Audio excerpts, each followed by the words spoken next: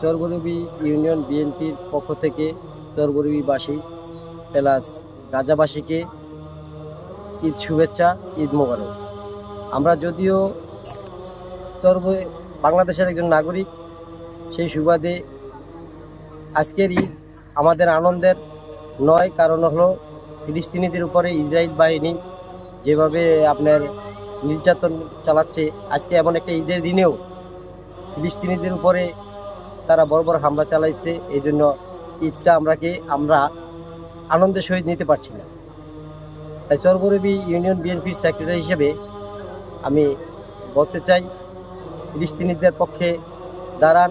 ফিলিস্তিনিরা যারা আজকে ঈদও করতে পারছেন না, তারা যাতে এই শোকের সাথে আমরা শোকাহত হয়ে প্রত্যেক গাজাবাসীকে আমাদের এই আনন্দটুকু ভাগাভাগি করতে পারি।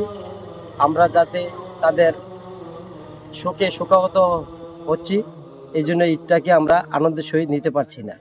সাধারণ সম্পাদক হিসেবে বলতে চাই, আমি যেন আমাদের আগামীর দায়িত্বটুকু আমি সাধারণ মানুষ হিসেবে সবার পাশে থাকতে পারি, সবার কাজে এগিয়ে যেতে পারি, সবাই আমাকে সহযোগিতা করবেন, এই আশাটুকু আমি সবার কাছে রাখছি।